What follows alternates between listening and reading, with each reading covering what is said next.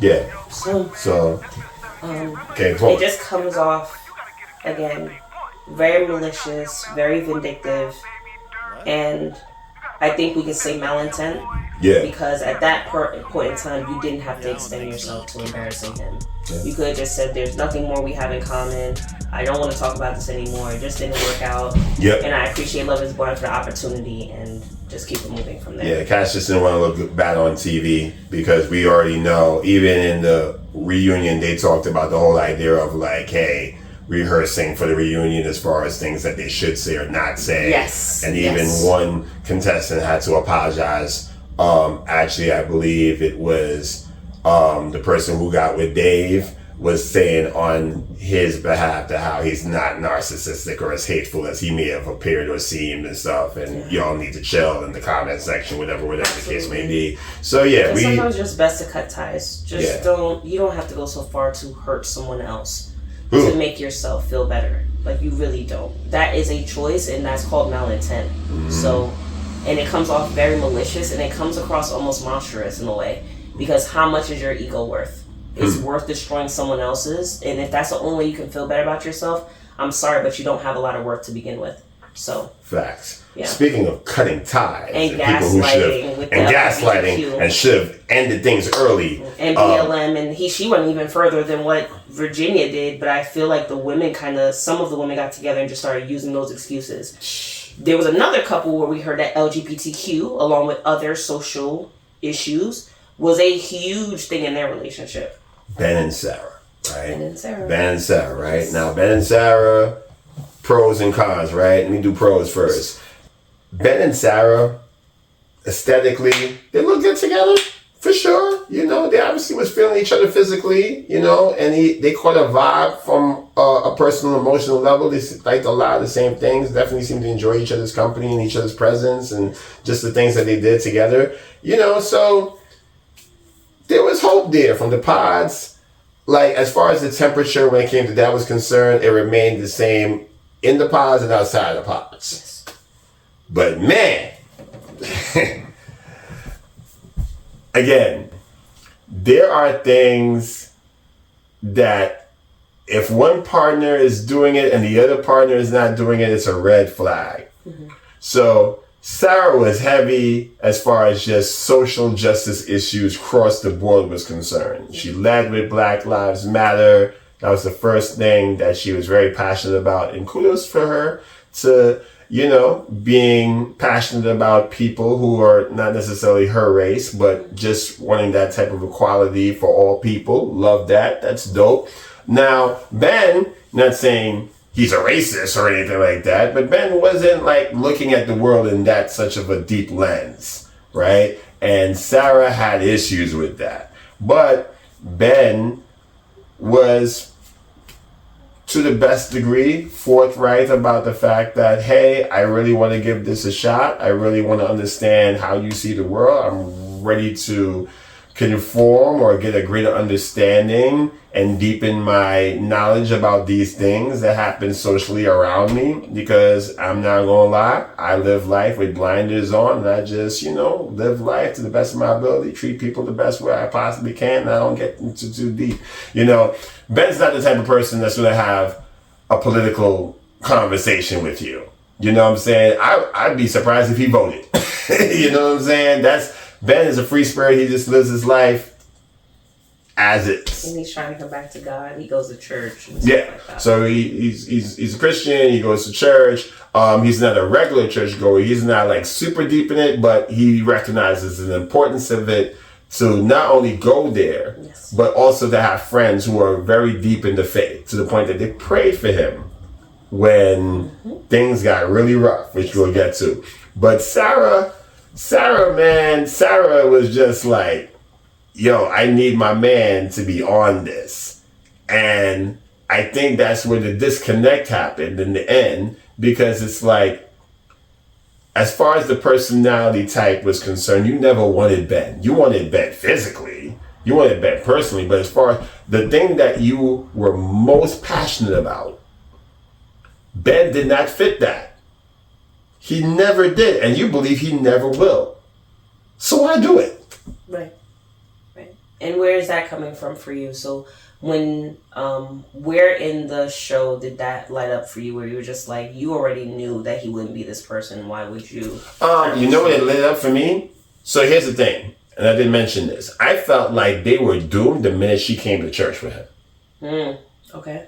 Right? Why? Because, again, it's a reciprocity, right? Sarah was very big on Ben conforming to her values. She wasn't looking to reciprocate that. And the reason why I'm sure she wasn't looking to reciprocate that because they went against her values, right? Like the whole idea of her going to church, that's something that she wasn't trying to entertain because in her mind, church represents the opposite of her values. It's like, yeah, I'll go. I mean, even the way she said it is like, yeah, I'll go to church. But it's like, yo, you'll be lucky after a while if she comes to you, even on special occasions like Christmas or Easter or New Year's, right? She's not into that unless this church, whatever the church is, directly correlates with her values. It's like if this is a church that says, hey, we support gay rights and gay relationships and LGBTQ plus communities to the fullest, and in that's the church you're going to. Because at that point, it's not even about a deeper closeness with God and what God sees for us, which may, we're having that conversation. So listen, I think a lot of times people try to find churches that align with their human values. When based on biblical scripture or how you believe, because everybody's belief system is different. From what I understand, it's more like, what does God want? It's like you're going to church to deepen your relationship with God to further his agenda, not your agenda, God's agenda for your life. And I think what people try to do is just like, well, God, I'm trying to make you fit into my agenda. And God's like, no, that's not how that works, right? So I feel like this is a classic case of that, where it's like, I'll go, but I'm not really here for this. I'm here only if it fits my agenda. Do you feel like that's fair in terms of, like you said, like maybe they were more doomed as well from the pods? Because if he wasn't going to reciprocate to her, let's just say that she's as passionate about social issues that he's passionate about church. When he came out the pods and said, hey, listen, I don't really, and he said this on the reunion as well, he said like, oh, maybe I could have questioned more, maybe I should have been more interested in it. He's like, I just never found myself asking these questions or trying to dig into these social issues. Do you feel like it is reciprocity in a way because she felt like, well, you're not into the stuff I'm really passionate about and believe in, so how can I then be more passionate about the things you believe in, like church and God and stuff like that? There's a bit of that because he wasn't super like over the top. Like, he said after the pods, he'd even like question it. He was just like, oh, well, you know, you believe in it and that's nice. Yeah. Like he, like as far as the things that they believe in, she is much more passionate about her cause than Ben is for his, if he has a cause at all. Right? He did say he was like a recovering Christian, like he wanted to get back to church more. He said it's not like I go every Sunday, it's not like I do any of this stuff, but he said, but I do want a better relationship with God. Right. So and that's fine. Like and that's actually pretty acceptable. And I think my thing is that Ben was doing the best he could with the situation. I don't blame Ben, right? Bless you. I don't blame Ben for what happened. I blame Sarah for not recognizing this for what it was and letting it draw out so far. Like, the reason why they broke up at the altar, because obviously they didn't make it either. Spoilers, sorry. They didn't make it because at the altar, all of a sudden, all the things that they discussed in the pod became a thing. Yeah. And it's like, well, if that was the case, y'all shouldn't have even seen each other. Y'all should I'll take it one step further than that too. The reason why they also didn't work out after the wedding Ben made it clear that he did have intent to be with Sarah after. He said, oh, well, you're saying no to the marriage, but maybe we can continue a relationship. Maybe there's something here. Right. And Sarah shut it down. We'll see. She said a we'll see, which, again, double speaking, we know what that means. She said, we'll see. And then they left alone, and they didn't even hug or anything as they were walking out of the chapel. She couldn't wait to get out of there. She was laughing. She kept telling people, like, she's fine. She's okay. And they said, no, it's okay to be sad. And she was like, I promise you I'm not. I promise you I'm not sad. I promise you this and the third. And then she went off, which, again, you're allowed to go off on tangents and vent. But she was venting about all these social issues. And the reason why I think it became so telling is because it's okay for Sarah to want to act activist like her and want people to be in the same passions as her. That's perfectly fine. That's perfectly fine. That's what you want. The thing with Love is Blind for me is that you would think if that was such a deal breaker for you, it would have happened in the pods. Like, those would have been some of your first questions. Like, how do you feel about LGBTQ? How do you feel about BLM? How do you feel about All Lives Matter? How do you feel about the presidency? How do you feel about politics? That, to me, is first dating 101. But she did ask those questions. I know. But what I'm saying is that if they were... No, here's the thing. They weren't... She established them as deal breakers later on. If she was so passionate about it, the fact that he didn't return anything to her would have been a deal breaker then. So the fact that he was just like, hey, listen, I don't know anything about it, it should have been a big X over his name. Like, we're not going to get along. But I think she did. I think she did establish those as possible deal breakers. She seemed very... That's why when I was watching it and I saw his answers, I was surprised they kept it going because she made it seem like these were deal breakers. I think what it was is that Ben seemed to kind of like sell it like, I'm not really into those things, but I really want to try. And I think that in the conversations that they had afterwards, I think that's the thing. She was looking for him to try. And then he just didn't. Okay. So then, if that's the case again, so I guess tying back to what I feel about the social issues and social cues, if people are passionate about something and you feel like you can teach them passion, I think that's also kind of wrong. And that's what she said that too. Passions. She didn't want to teach. Yeah, people's passions are apparent to you before you meet them. Because most people were supposed to encourage to live in their passion and what makes them happy. Or, i.e., purpose. You're supposed to be in your purpose before I find you. If you're not in it or you're lost in it, that's fine, but it's not my job to guide you there. It's just like, oh, you find out whatever works for you. Right. She came in an activist. That, to me, automatically shows that even though she said she didn't want to teach, she still went with the person who she would have to. Right. And it's just like, why would you set yourself up to fail that way? Right. That could have just been like, if you don't know certain things about these certain issues, we're just not going... Because then the chemistry doesn't mean anything. It doesn't. The emotional attachment doesn't mean anything. It's just like, oh, you don't get along with me in these issues, and that's where I always find myself. So as much as I would love to cuddle up with you and tell you about my day and this and the third, if we're not sitting here talking about when I get home, we're not going to work. That, to me... coupled with, because we didn't touch into this, but the reunion gets very, very spicy. Apparently, and this is where I give Ben the benefit of the doubt, more so with Sarah. So I swear at the wedding, they were completely done. Yeah. Ben said that he would want to try, and Sarah said no. In other words, but she said no. She said she didn't want to entertain it. Apparently, after the show, he had a Find My Friends, and she was always on it. And now, mind you, she lives out of state, so she's not in the same state. She's a traveling nurse. Yes, she's a traveling nurse. So he has her on Find My Friends, and this is where it gets muddy. It's a he said versus she said situation.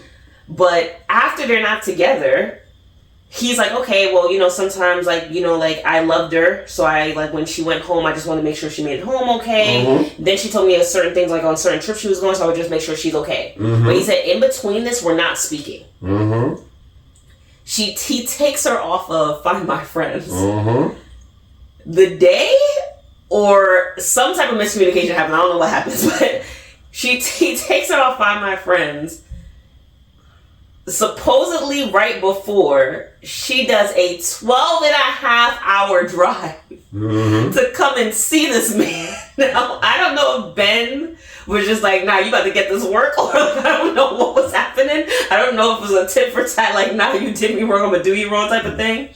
But she is adamant that Ben said, come and see her. She was adamant that they had this discussion, right? Like, oh, you promised me you were going to come back with me to Minnesota or wherever she's at and live 2 weeks while I'm on travel. And then after the 2 weeks, you're going to go back home and we're going to see if this can work out. Ben is saying, no. No, we had one conversation. Oh, yeah, we had one date that Friday. And I knew it was done. Someone please get Ben or Sarah on their podcast and figure out what happened that Friday night. Remember she said the Friday? He said, I was under the impression at that Friday night date that we were done.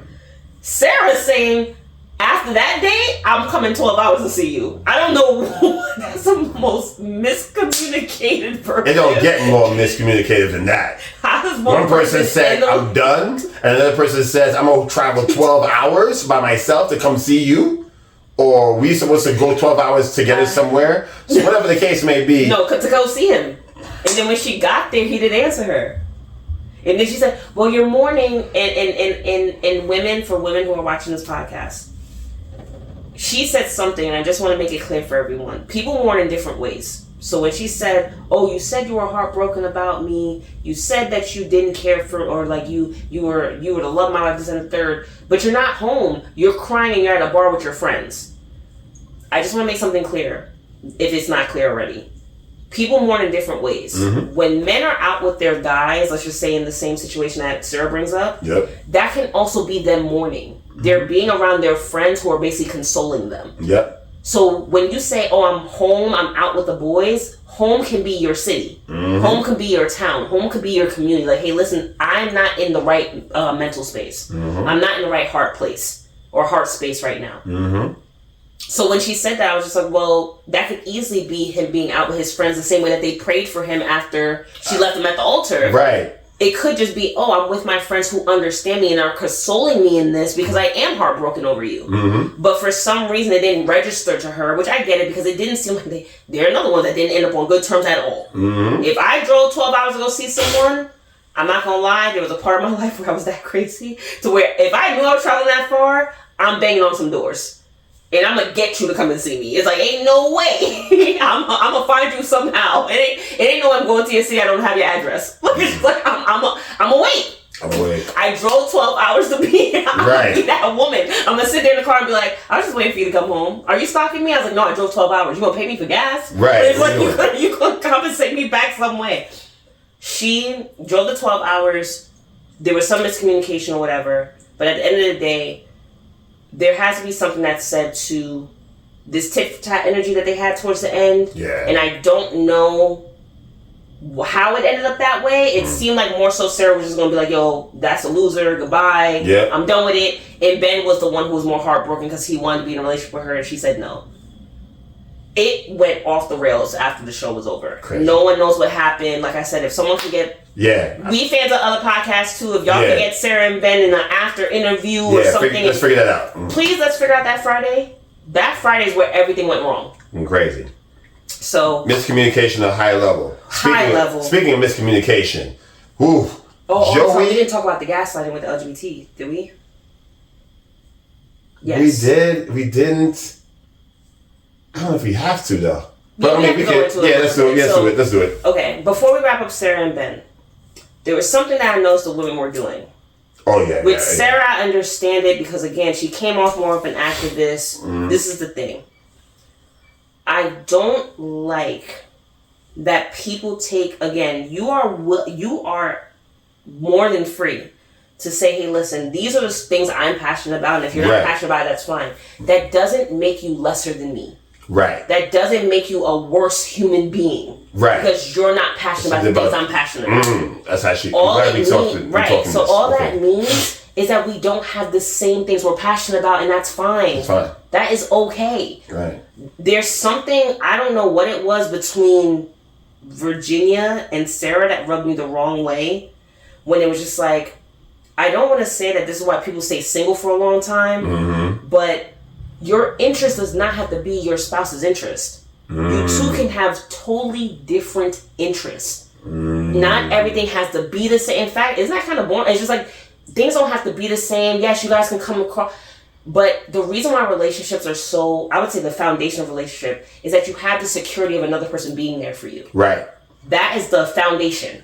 It's like, wow, if I get sick, what does marriage say? Sickness and health, riches or for poor. There's someone there for me at the end of the day. You really think Donald Trump care if y'all arguing him or not? Do you really care if your wife end up in a rally? Yeah, if it gets dangerous and the police are out there, I'm gonna care for her safety. Mm-hmm. But if I'm not passionate about BLM, it's okay. Babe, you do it. It's not like I'm sitting here badgering you or saying, oh yeah, like why are you going to those protests? That's dumb. It's like, no, if you're gonna go ahead and enjoy it for you. You're the activist. Go ahead and do your thing. I'll be here cooking dinner.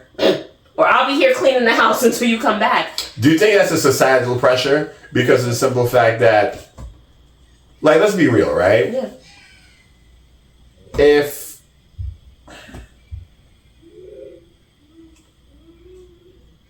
it would be hard, I think. Mm-hmm. See, I see both sides of this. Mm-hmm. It would be hard if, like, I am hyper passionate about the fact that I feel like black people are not treated fairly, equally, with honor as human beings.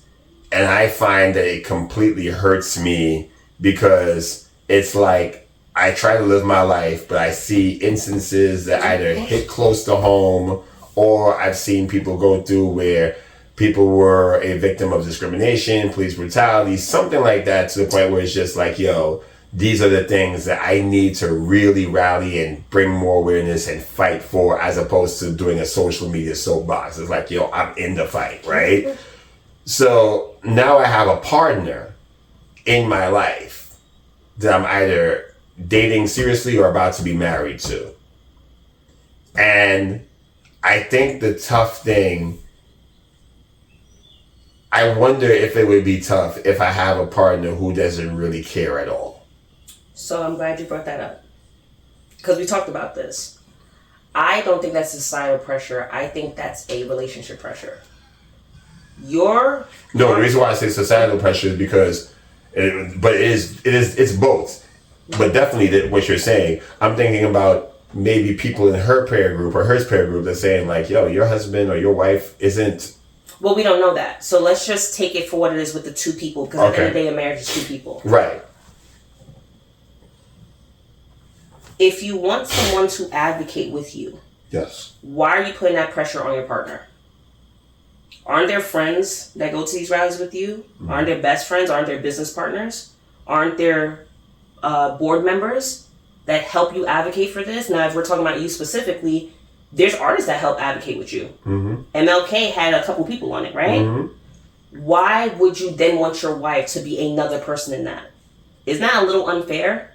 To say, okay, it's not like you don't have the people in your life that already help you do this. So if she says, hey, listen, I'm not that interested in this, it's not like you're missing that part of your life. Okay. She's not dictating that for you because you were doing it without her. So I hear you on that. Mm-hmm. The reason why I could see that kind of almost becoming a conflict, though I hear what you're saying, it's like, say this person wants to go to rallies. Or wants to go to stuff. And we're talking about, here's the thing, are we talking about you on an example because you brought your personal self into this? Oh, no, I'm just talking about as an example. Okay, yeah. So we're talking about someone who is an advocate for work. Right. Okay. Right. So, but then that person who's not an advocate could be like, again, it's almost like the Ben and Sarah thing, right? Mm-hmm. It's just like, I like going to rallies, I like going to this, and then the other person's like, why do you have to go to rallies all the time? Because I'm passionate about this. No, I get it. And so then I would say that they did it wrong when they didn't date inside that group. You already know where all the advocates are because you're around them. Why not just date from that group? Why did you go outside that group to try to get... It's almost like you're trying to convert the person who's outside that group to come in. And so that means you're not done with the advocacy. You want someone who you can bring in and say, oh, you want to tell us how we met, babe? Yeah, I hated this. Mm-hmm. And then she saved my life. Like, you know what I mean? Like, it's just like, you don't have to... You have the pool. Mm-hmm. It's the same reason as to why, again... Mm-hmm. And it's like Christians. It's like... It's so many... If you want to date another Christian, why are you dating a Gentile? Why not just date in the pool where you know you have commonality? Because I've seen that go wrong too. Mm-hmm. Exactly. You have the commonality there. You already have the group. Mm-hmm. So now it's like, okay, date somebody because it's your identity. You don't want to date a twin, but as far as certain core values, you have those. You have those groups because it's your identity. If you say, "Hey, listen, I'm a Christian first and foremost," you might want to date other Christians because they already have a foundation with you. Now, mind you, Christianity goes from Catholicism to baptism, but you still have the common law. You still have the Bible as your root book. So you already have, those are conversations that only need to be had. Right. It's almost more like how strict you are. Right. Like, oh, are we sleeping with sheets between us? Or are we not having sex until marriage? Right. Or are the kids going to be baptized? Right. Or are they going to be in Sunday school? Right. That is the conversation that Christians get into. Right. But imagine that with a Gentile. You're basically saying, hey, listen, I'm not trying to that is the love between a Gentile and a Christian, or like you said, an advocate and someone who's not, is that, oh, I don't need you in my life. I've been doing this the whole time. I just want you for you. So going back to Sarah, if you wanted someone to be an advocate, you came to the wrong show. You should have just been in that group trying to find someone who, you go to the rallies, right? You couldn't easily just get a number? You're just as you're here with me. Like, I don't have to test this. Like, how do I know after the pod you're not going to run straight away? She literally said to her friends who she tried to get like some intel from, it's like, yo, I care about your opinion.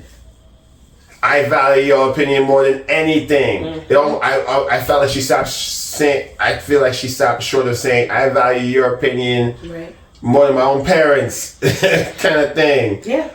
If you feel like he ain't it, then I gotta take you at your word. Yeah, it's true. Because at the end of the day, like you said, you're passionate about BLM. If you want to find someone just passionate about BLM, go to BLM. You don't have to go outside BLM. Because you know as well as I do, I was BLM too. And then I found a lot of issues with it. But that's not my identity. I do not walk around and say I'm a BLM advocate. Right. I'm Arian Aparicio, and I'm a mother, and I'm a daughter of the Most High. Right. That is my 3 titles. That's my 3 identities. That's where the advocation. The black thing is kind of gone for me at this point too, so we get into that in another episode. But the black thing on the black card for me is also gone as well. Not because the issues and stuff are not there, but I feel like the issues are deeper than what we're making it with just the identity crisis. Or I'm the black man, black woman. It goes even to the Christian argument, or like what Sarah said with the activist argument. If the identity means so much to you, why did you go to someone who doesn't even claim it? It's identity crisis. It's like you can go to the people who identify as this. When LGBTQ, there was a study. You know why LGBTQ is so strong? They took history from us. It's because no matter what you ask a man or woman on the street what they were gay first. They were not Christian. They were not a woman or a man. They were not American. They weren't Norwegian or Ethiopian. They were in Brooklyn. They were in Brooklyn or Manhattan. I'm Queens. They didn't care about boroughs or nothing. I'm gay. That is what they made themselves be known as. The name didn't come first. That is their core value. That's their core identity, not value. That's their core identity. Yeah, that's their core identity. Once you identify yourself with a certain label, which I love, Evie Pomporis is her name. She's amazing at this. She says, labels are not for humans, they're for clothing. Once you put once you put a label on yourself, you're basically constricting yourself to that label. So if you're sitting here and you're saying, oh, okay, I'm going to give myself the label of being gay, why would you go around straight people? Right. Why even try to change straight? You don't have to change straight people. You can stay in your community. In fact, we're in a country to where they kind of communicize everywhere all around. Not saying your fight isn't fair, but you're going to get further with the people that identify with you, not the people that you're trying to convince. Right. So simple math. Simple things. Yeah. So Sarah and Ben, again, reciprocity there, that's fine. I don't think Ben, because remember what Ben said. Ben said he's Christian, but he's not strictly Christian.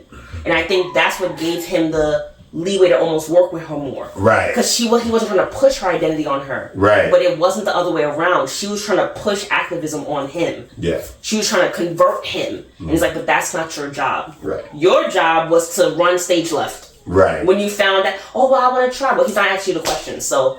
Get out of there. Get out of there. But y'all went on vacation. Again, guys, the setup of Love is Blind is ridiculous. They went on vacation together. If the conversation was so well and you saw him not asking those questions, what are we doing? What are we doing? Miscommunication, man. Miscommunication, bad. But identity, that's the problem with, like you said, and that's why I said that it stresses me that I don't know how single people are going to be. Because people put their passions as their identity.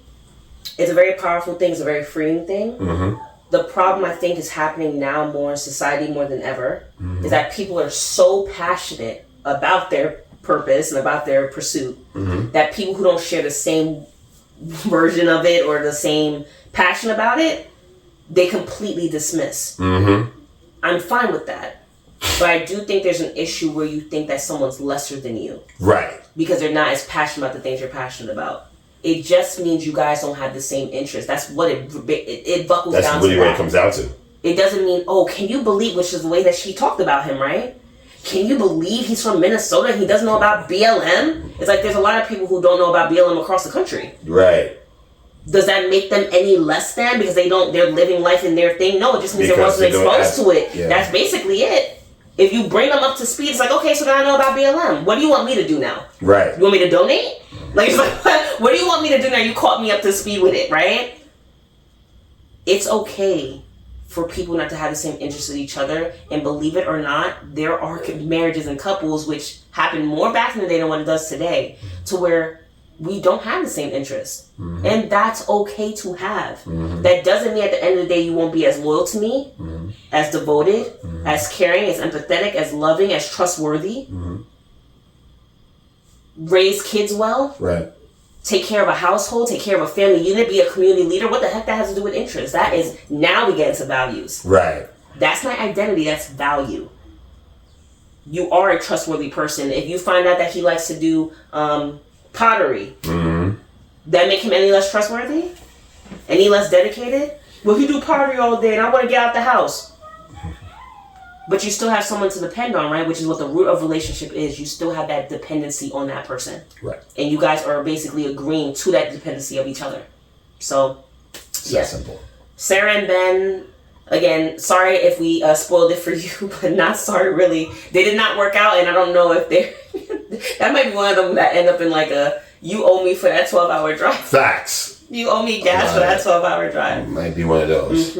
Absolutely. So I obviously, there's a lot of rampant miscommunication going on throughout these pods and throughout this episode, right? Yes. And one classic episode of that, or example of that rather, was Joey and Monica, who honestly kind of confused me a little bit because, you know, and we don't have to necessarily stay super long on this one because this one's pretty cut and dry. Monica felt like Joey wasn't feeling her, period. Didn't feel her physically. A lot of things that we talked about, you know, in the episode before with other couples, where Monica just felt like, yo, this guy's not into me. This guy's here. He's showing up. He's moving like he want to be with me. But deep down, this guy isn't doing the telltale signs of somebody who is into me. He's a male Virginia. Yes. He's a male Virginia. Just maybe a little bit more expressive. Yes. Right? Yes, a lot more expressive. A lot more expressive. He's the one, guys, that I don't know if they're memeing him now, the longboard. He's skating into everything that he going into. Everything he going into. Skating through life. You know what I'm saying? That guy. He's skating through life, right? He rolling over you. And I ain't gonna lie. When I was watching it, and I mean, editing probably has a lot to do with it, I never really got the impression that he was not into Monica. I felt like they were having a lot of fun together. I felt like they vibed really well. They were both goofy, always laughing, always in each other's space, blah, blah, blah, blah, blah. But apparently Monica felt a huge disconnect between them that eventually Joey had to cop to. You know, even the way the wedding ended, right? You know, because they didn't make it past the altar either. And, you know, he felt like, well, this was the thing. A lot of people felt like my man knew he wasn't going to say yes to this marriage. And they were just here for the good time, throwing footballs at each other, dressed up in little Hawaiian t-shirts, whatever. They remind me of modern hippie guys. I don't know if that's I hope that's not derogatory, but they remind me of the modern hippie. Like the way that they had all the Hawaiian shirts on and they were playing football and the thing. What did we have the joke saying that you catch them at the beach with a bonfire, right? With a ukulele, like that is their group. You know what I'm saying? Sure. Very, very, very, very free spirited. Mm-hmm. Yeah, very free. Which we're not mad at all. No, but with the seashell necklace and all that. Yeah, but the most entertaining part of that whole debacle is that the sister was calling it from the jump. Now, I ain't gonna lie. When I was watching, I was like, yo, sis, why you hating? Why are you hating? Because they definitely painted it that way. She looked miserable. Yeah. Like, and it didn't help that Monica was defending Joey too, and it made it look worse because once you have the sister battling the sister, it's just like it's easy to villainize her, right? Because one sister's in a relationship telling the other sister who's not, who's no single, relationship, right? That you're bitter. You're bitter. You're hating. You're hating. Yep. But she saw something. Maybe all the stuff we didn't see on camera. A lot of stuff we didn't see on camera. All the stuff that wasn't that was cut out of filming. One thing that we also noticed, speaking of filming on camera, man, they doing a lot of elaborate weddings for stuff that's not even going to happen. Oh my gosh! Now it was kind of funny for the Monica Joey we'll keep that wedding. For the closing remarks of this episode, but yeah, I have something to pinpoint on that. For sure. Yeah, but it's like they were definitely dressed in the 9s, but they were also dressed in black. So the sister came in all black, guys. We already know what that means. It means for a wedding. It means it's a silent protest, as you said brilliantly. So what it means is that if you want to say, speak now, forever hold your peace, but you don't want to get up, but you are the person who's saying, after this marriage, I'm not coming here, you wear black to a wedding. That is the ritual or the procedure or whatever. Yeah, for sure. And she came in all black with a pearl necklace. It was it was something crazy. Yeah. And I was just like very Victorian, very Bridgerton, very whatever you want to call it. Gothic. Very goth. You know what I'm saying? Yes. But yeah, I mean that's the long and short of that one. Anything you want to add? Because that one really, you can't. I don't know if it deserves a super deep dive. It was just like, I seen it, and this is no good. You could just tell that Monica was really into Joey. Mm-hmm. She, again, she's the female Devin. She wanted love, and she kept saying that she felt like she was overextending herself. For reciprocity, for affection, for intimacy. There was a time where they kissed each other maybe twice or something like that during the whole show. And she just felt like she was overextending, which again goes back to another point. Once you start overextending to someone, it's hard to see in it because people are vulnerable and they think they're loved, but once you get out of it, you have to get out of that victimization real quick because you have to acknowledge that you were the reason why you overextended. It wasn't that person. Once you didn't see that person giving back to you, you could have walked away. Right. Even with her saying that, Joey had to come clean because she forgot something. I did. Remember, there was another cast member, Madison. Oh yeah, that. Yes, and that was a whole shit during the reunion too, but just really, really quick. Yeah. She, Joey apparently got Madison and I'm sorry, I'm missing her name again. Monica. In this lovers triangle. I don't know if he was trying to be the player of the year or I don't know what was going on. But yes. But basically, he lied on Madison and said that Madison was on him and trying to get on him. And Madison was like, I don't know why you would say that when we'd even hardly talk. And what would be the point of my name even getting brought up if I don't even talk about you? So the conclusion was that he brought Madison up to Monica to get Monica to leave him. And it was such a weird... I feel like everyone's just looking for the out when they realize that they're not with each other and they're just looking for the... everyone has their own version of what out looks like. So all right, I'm going to keep it real. Listen, at a certain point when I was watching the reunion, I tuned out. He was gone. He was knocked out. I'm laughing. I'm having a great time. And I mean, I was just watching. I had a vacant stare.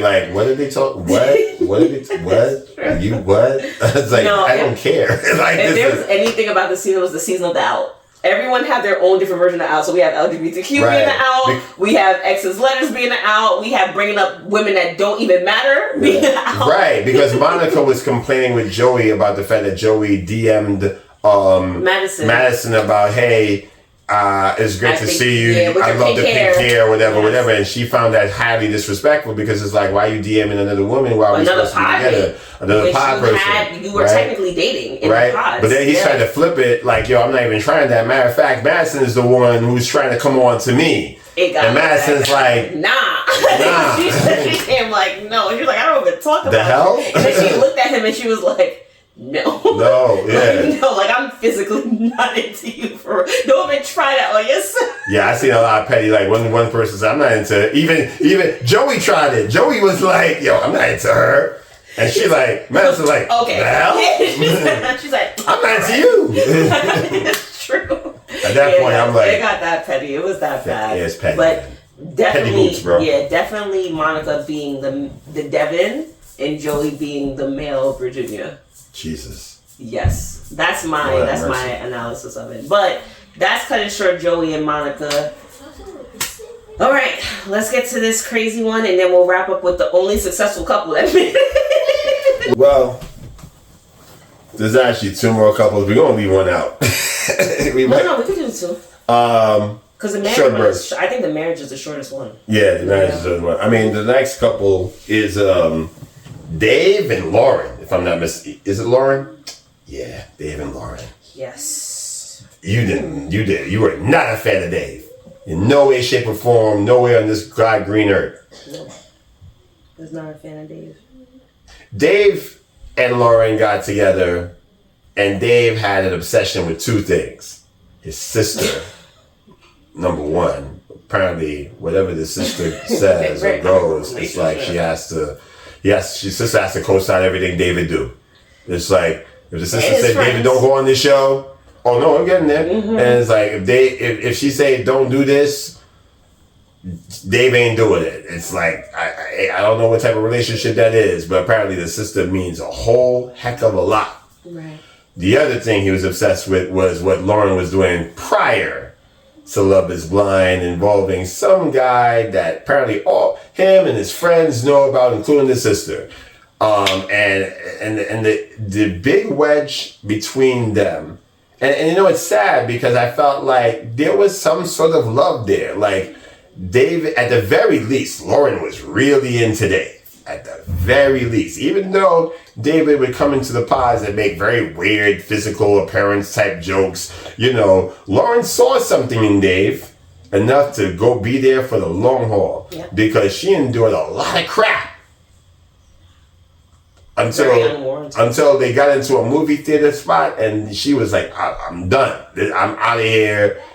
Like, you know what I'm saying? Because again, she was really into Dave, and Dave just couldn't get over the fact that Lauren had some sort of friends with benefits situation with some guy that they all mutually knew, and that deep sixed everything. And then what made it worse is that Dave wasn't allowing Lauren to explain herself to her friends who all questioned why Dave would be with this woman.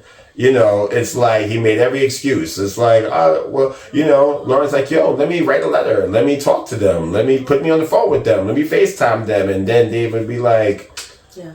Oh, no, I don't know. But still indicting her, you know, always bringing it up.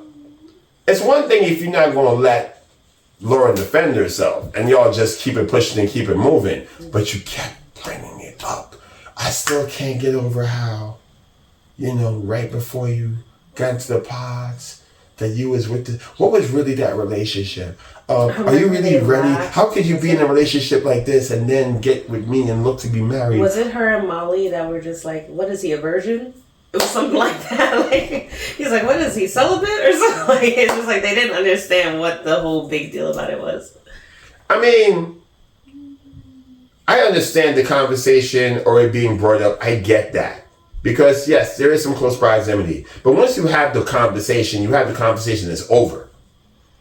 You know what I'm saying? Either you move on or you don't. Mm-hmm. Right? And if you feel like your lady, the person that you're about to get engaged to and marry, gives you a reasonable explanation for what this is, then it's on you to decide if you're buying it or you're selling it.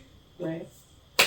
But he was doth protest too much. He had too many people in his ear saying nah, and he succumbed to it to a point. He succumbed to it and then he eventually regretted it. So it's much ado about nothing, and you let a relationship that you could have had fall to the wayside because of people in your ear. It's a classic case. Again, this is a relationship podcast, man, low key, because there's people who are letting other people dictate your relationship except for the two people that's in the relationship? Mm-hmm. So a couple notes to that. Mm-hmm. So Lauren and Dave are the only couple I saw at the reunion who handled their aftermath the best. Facts. Other than the marriage. Facts. The way Lauren expressed herself was completely pinpoint accurate. Mm-hmm. She started off by saying, if there's anything that I've been made clear to with you, is that I am leagues ahead of you in maturity. Mm-hmm. There was a very, very huge issue with me. Maybe because I've been a victim of this before, so I understood what it was like to be that. Mm-hmm. To where if people are talking behind you about your character, there are certain people like me and other people who I know who have high character. I'm blessed to have a community of people who are high character, to where we do not allow people to talk about our character. That is something where it's like, you can say anything about anything say whatever you else. Want to say, yeah. You can say my house is garbage. You can say that your job is whack. You can say all that stuff. But the minute, because my brand is my character. So the minute you come at my character, that is something that is indefensible. I have to go and see the person that you're talking about. Lauren was that person. You can see it in how passionate she was to defend herself. Because we were talking about this. We were saying, okay, let's just say Dave really feels like there is something going on behind the scenes. People who are usually guilty of those types of things in relationships do not look to go defend themselves. They'll just be like, oh, well, you know, you believe what you believe and that's it. You'll never see them have any type of emotional weight of it because they know what they're fighting. Every time he, the one instance where, and there was a couple of them where it's just like, this is like the 3-step rule basically. They were supposed to meet her parents. She told her parents to wait for his friends. Which is a dedication right there. That's love right there. He doesn't bring, after she segues her parents, he doesn't even bring his friends. It says it's because they don't want to talk to you. But they're talking trash about me. Right. Red flag. You're saying you're defending them. You're defending me to them. Right. But you won't let me meet them.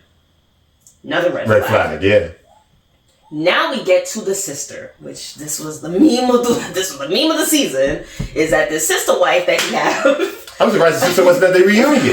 The sister probably knew she would be the villain. That's why she didn't come. Self-preservation, we talked about that. Yep. That's why she didn't come. No one knows her identity. And, you know, instead the text is going to find out. They're going to find out who Dave's sister, if he has a sister. Right. We don't know. But now we get to the sister. And the sister, obviously being family, Lauren's just like, okay, you're friends. You can kind of debate them because they're friends. I mean, what are they really going to talk about? Right. But Dave keeps stressing the relationship with his sister.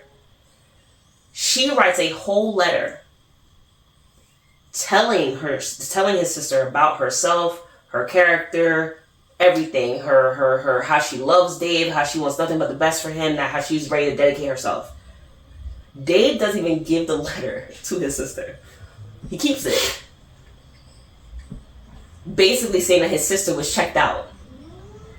Lauren said it so well in the interview. She's like, never in my life did I ever have to defend myself. Ever. And when I feel like when you get to that level of clarity, you understand who you're dealing with. You cannot be with someone who is going to question your character. If there's ever a breakdown of a relationship, that would be one of them.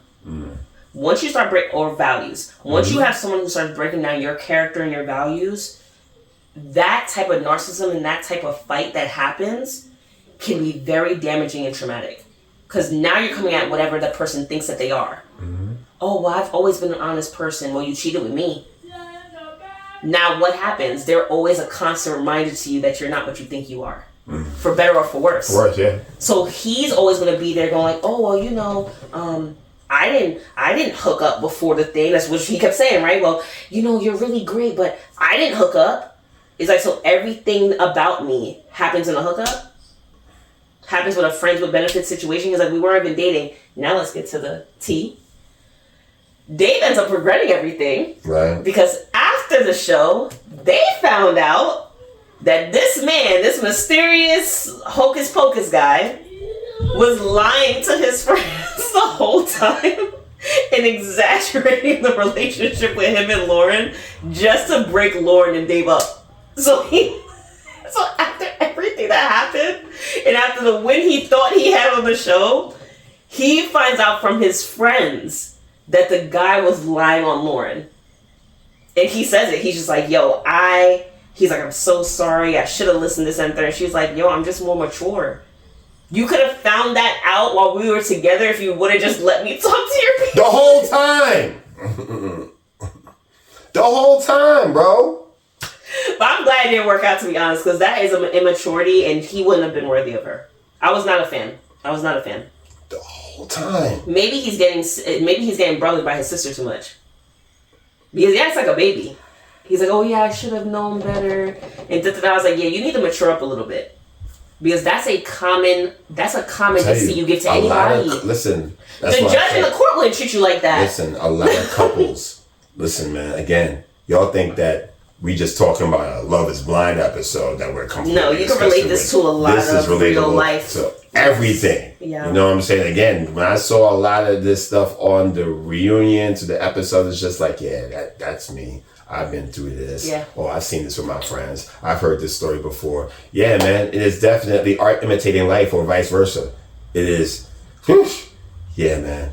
But yeah, that Lauren definitely, to me, was the best person to sit here and analyze her relationship with her person in the pods and come out on the better end of things. Mm. She did not sacrifice her character. If anything, she was validated of who she always said she was. Mm-hmm. And you can also tell because of the way that she also defended him. Remember how she defended him too? She's like, I don't think you're a narcissist. People are going around calling you a narcissist, egotistical, evil, a monster. And she's like, I just want to make it clear that I don't think you're any of that. I believe you have a good heart. Mm-hmm. She's like, I'm just more mature. Yeah. She's the one I think came out the best from the pods, and she got validated, I think, in every way of what her character stands for, because she could have dogged him like anyone else. Mm-hmm. She had all the grounds and all the means to. Right. And instead, as her last, I think, conversation with Dave is, no, I think you're a good person. I think you have a good heart.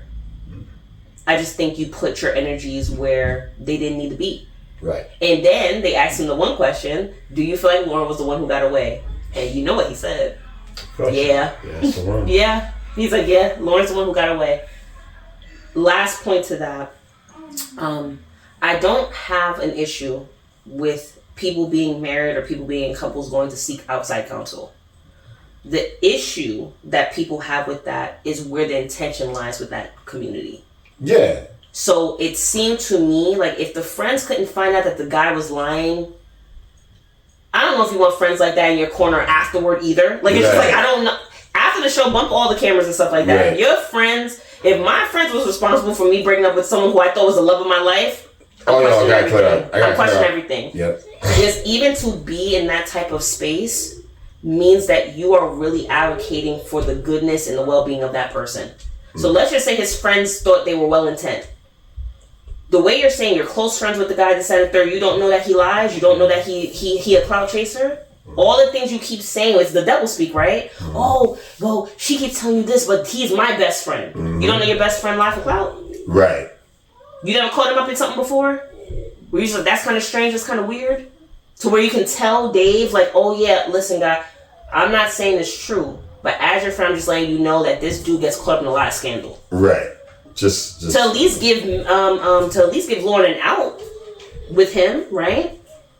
So yeah, I don't have a problem with people being outside counsel. It's just really vetting the community and making sure that they really, really are for you. They really are for your best interest, and they're not selfish.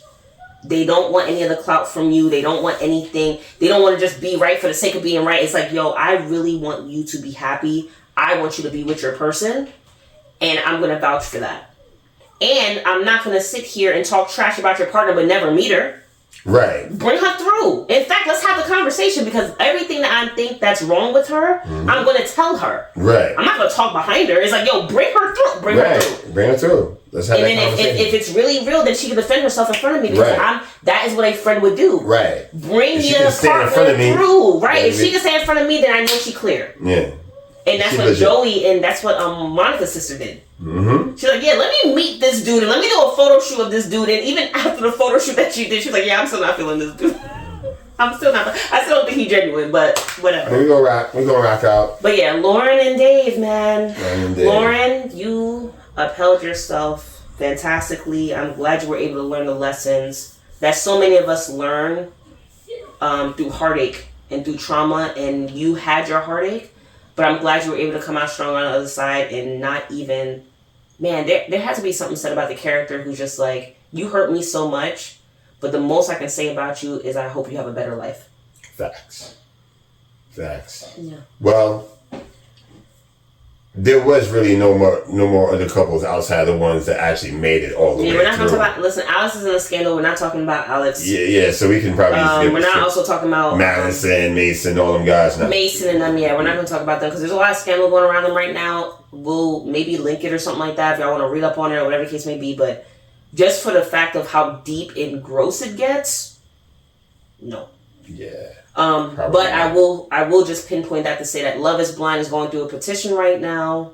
People are trying to ban the show, cancel the show, because through Alex's story, they're basically using him as the reason to why the producers are not vetting their contestants anymore. And they're basically putting people in very dangerous situations with very dangerous individuals. Yeah. So if you want to go up on that, we'll put a link somewhere. I'll remind CONQUEST when he's doing his brilliant editing to put a link to what Alex accusations are and how serious they are and why they're basically trying to ban and petition the show now.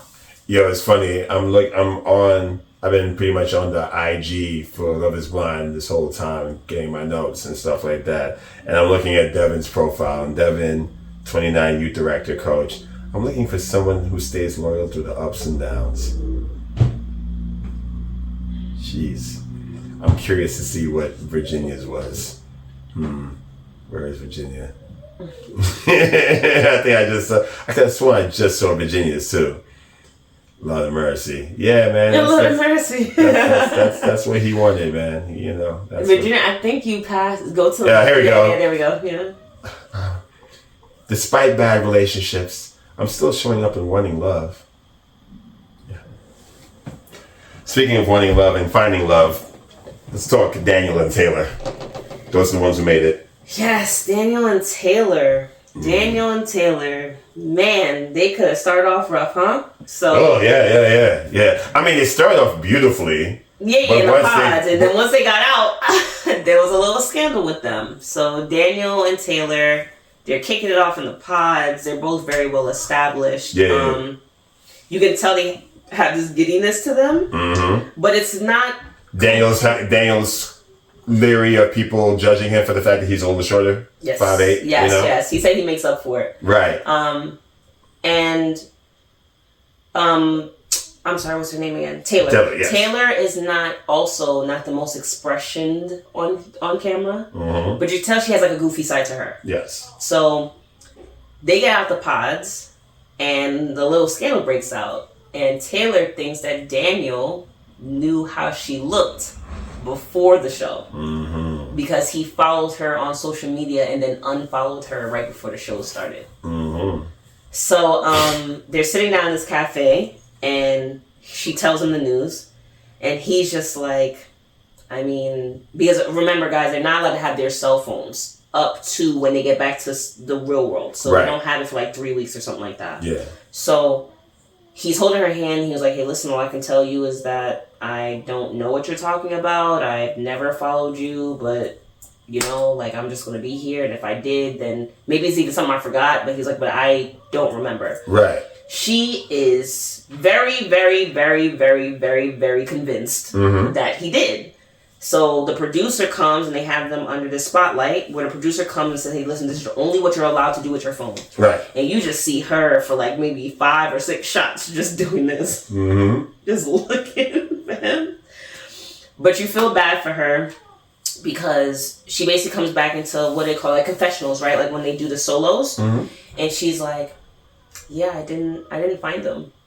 And she was like, and now I feel really bad, and now I feel like I look really dumb. And she starts crying, so you can tell she's sincere. She's just like, I feel really bad because I could have almost ruined my relationship with Daniel. And in like the sweetest little moment of forgiveness, he's just like, babe, I understand. He's like, if someone was that crazy, I would want me out too. Like basically. So he's like, he doesn't even blame her for being susceptible or or questioning it. And I think from that solidified it for me. Yeah. Now, I have two options I go into with the wedding. I go into either they say no, they stay together, or they say yes. Yes.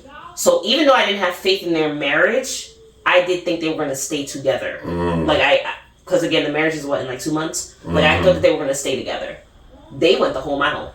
Yeah. So Conquest said that he saw the parents, how they were sitting with the parents, and that's what tricked them all. Oh, when they were doing the favors. Yes. They were doing the favors together. They were doing Christmas themed things. They were doing the thank you for coming to the wedding cards, all this other stuff. And I'm just like, like maybe I didn't even look at them that deep, but I was just like, they really are getting into the wedding. They really are. And even when they're sitting, her leg is crossed his, and she's rubbing his leg. And both of their parents, which I think is the first, I don't remember a couple. I've never seen both parents. Both sets of parents come together and talk to each other. So it's 6 people in a room. And not at the wedding. Before. Not at the wedding. This is before. And they're literally just talking about them and how they basically raised both of them and how they both want the best for each other. I'm just like, this is more legit than what I thought at first glance. Like, oh, they really serious about this. Because I really thought they were just a cute couple.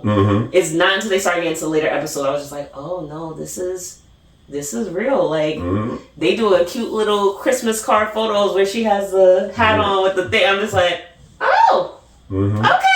And yeah, he's short, but you could tell she liked the way he looked. Because every time he's looking away from her, she's looking at him. So it's just like, so she into it. She is into it.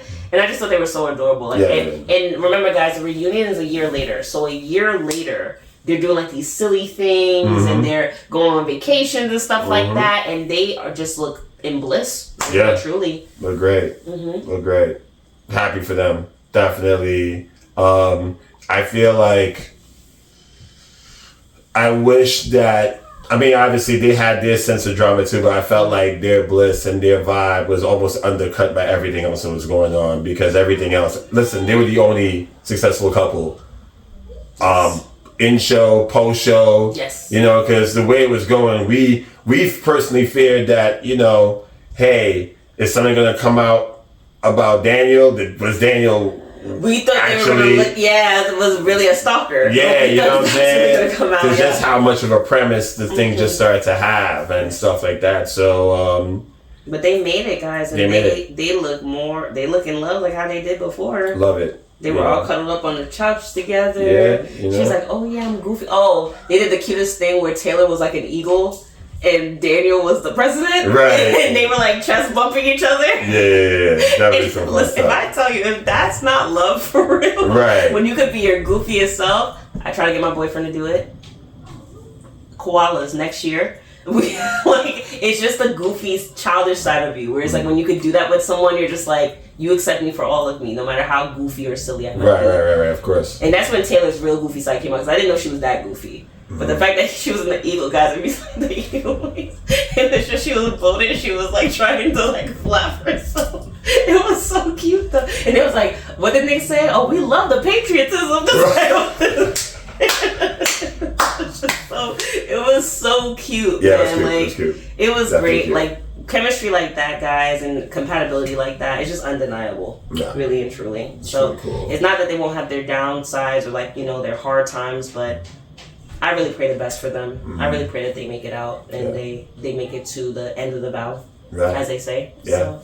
Yeah, it was good. It was in that sense, but overall, man, Love Is Blind needs a whole revamp. And as we're closing this out, you had a point that you said you wanted to pin, and you wanted to get in. And I think we should. You're probably going to close this out with this one. I would love to. And I would love to hear your opinion about this as well, because this is a thing that really gets me with this show.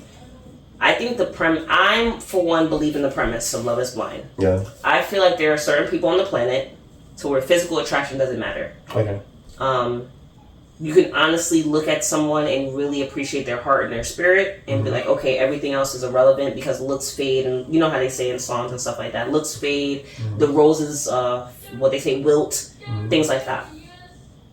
The problem I have with Love Is Blind, and Conquest and I talk about this a lot off screen, is that it used to be such a beautiful dating show, but it completely corrupted into a reality show. And reality, what I mean by that is the drama. They prioritize the drama over the messaging, which is that we are trying to get people who really are looking for love to come. It kind of reminds me of, if you guys watch Pop the Balloon with Arlette and BM, how BM gets on all the castmates at the end of the season and just like, we're not playing that game. You might watch it on Netflix, you might watch it anywhere, but we are really looking for the people who really want to find their partner. If you're looking for clout, you're going to get kicked out. And he says it at the end of every season, at every reunion. The reason why I have a problem with this is because this is not just people dating. You are trying to end the season with people getting married. And marriage is one of those things to me where it's like, if you start to demean what marriage is, no one is going to believe marriage is worth anything.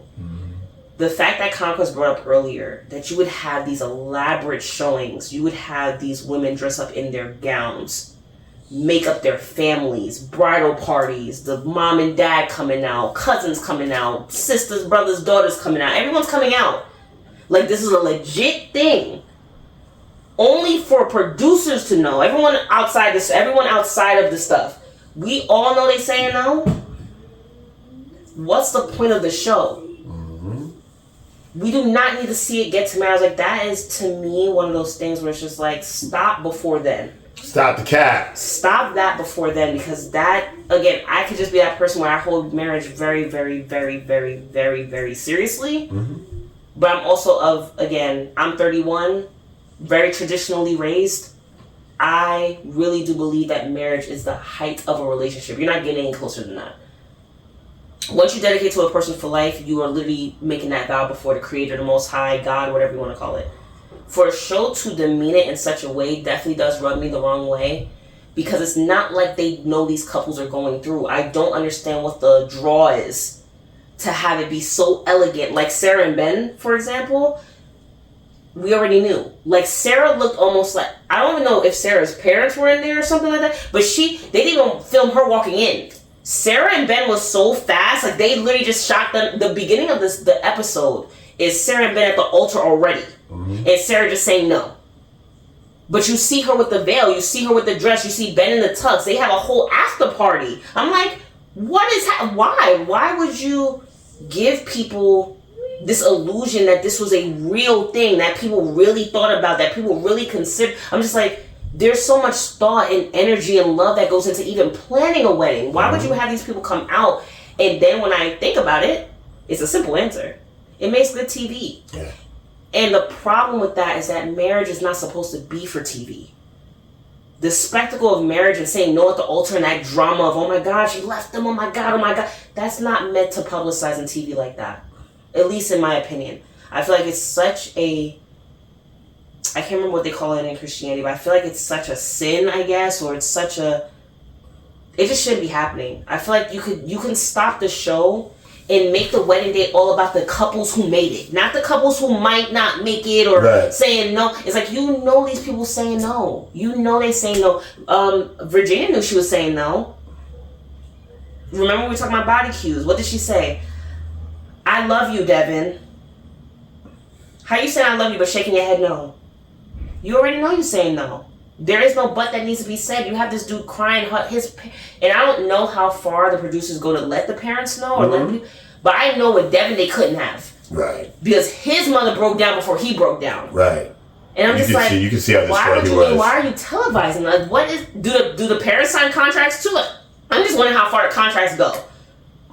Because what if I don't agree to you filming me and my son breaking down in the most vulnerable moment? In the most vulnerable moment, you embarrassing my son? Why does it have to go so far? So to me, it's just, again, I'm glad it's being petitioned.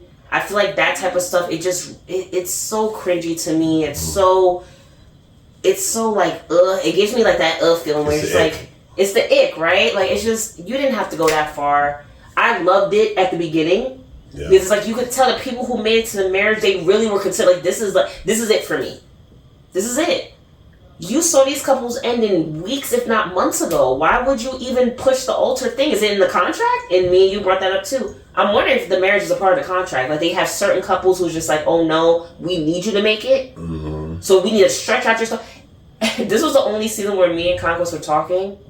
And I was like, Conquest, I promise you, I think that these certain couples, they've been ended it and people scripted them. And they were basically just acting out the relationship for the rest of the season. Right. To make it to the altar for them to say no afterward just because it makes good TV. Right. Because there were some people like, not Sarah and Ben, like Sarah and Ben or Virginia and Devin, where you already saw the prenup in front of your parents. You know that's ending there. And then he signed it? Oh, I'm sorry, I don't know if we said that or not. He signed it, by the way. It's not, she went to the wedding without it. He signed it before the wedding. For her. And she still said no. And still said no. I feel like I can see people behind the scene. I can see the writers. I can see the directors going like, okay, we need at least 5 of you guys, which again is already scripted. Why would you even say that on Love is Blind? We need at least 5 couples to make it. Do you want to be one of those couples? Well, you know what I mean? What happens if we don't work out? Don't worry about it. We'll write it for you. Listen, man, it's almost like... It's very messed up. You get to the end of it and you could literally hear somebody say, cut! And that's it. But yeah, man, I don't know about me watching...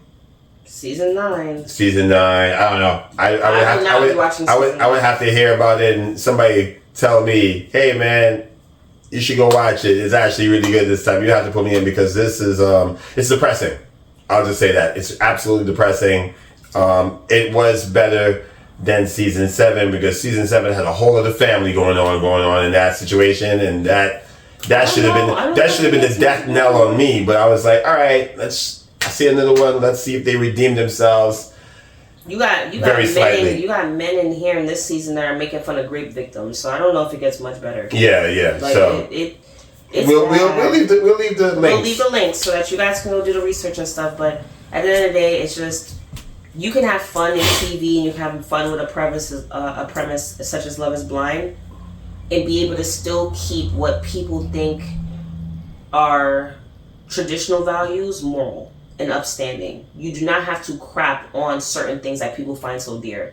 Marriage is something that, believe it or not, a lot of people still find very dear to them. People still want in their life. People still feel the vows mean something. People still feel like the whole wedding planning shows 2 families coming together, a political unit, a social unit, an economic unit. People still have those thoughts about marriage. You are not doing the world a kindness by turning it into reality TV. Yeah, you're not. Because the last thing I remember that turned this into reality TV was 90 Day Fiancé, and they got sued the butt out of. Badly. Because they were trying to get, I guess, the illegal immigrants or something, whatever that lawsuit said. But stop trying to make fun of marriage. You don't need the drama. Love is Blind, and I was talking to a friend about this yesterday. Love is Blind is already a dramaful concept. You already have people go into high stress situations, blind dating. Like, blind dating is, if anyone who has ever been on blind dating, it's high stress already. You don't know who you're talking to, and then you don't know what they look like. So now you don't know if you're saying the wrong things. You feel like you're being interviewed all the time. Like, you don't know what's going on. That's already a high pressured situation to be in. It's going to make its own drama. Yeah. You don't have to make more drama. You don't have to be behind the scenes like, oh yeah, we're gonna make these normal people seem like they're crazy. Yeah. Love is Blind is already crazy. Like, that's already a crazy concept to believe in. You don't have to. It's how they say, if it ain't broke, don't fix it. Right. And y'all doing a lot of fixing. Yeah, and fixing that don't need to be fixed. Right. Fixing to where you make it worse of a product. Right. So again, that's the only caveat I have with me. I don't believe dating shows should start to make fun of something so that's the word I'm saying, sacrimonious as marriage. There's people who still find it sacred. There are people who still find it holy, and they don't play around with it. Because again, until someone convinces me what else comes higher than that, marriage is still the highest point of any romantic relationship. Is you dedicating your life to another person. That's as high as it gets. So if you're sitting here and telling me that you guys knew that they would say no, but you're just like, oh, the drama of it makes for good TV, how can we believe in any of the marriage other than which is why they always bring them up in the reunions. It's almost like they had to make the couple of them that survived, they have to remind people what they made good about the show. Like, well, we did pair some people up, but most of it is failures. Most of it is heartbreak. Most of it is all these things. So, yeah, it's just, to me, it doesn't have to go that far. And I'm apologizing for ranting. No, that's good. Yeah, it's just, you don't have to go that far with marriage.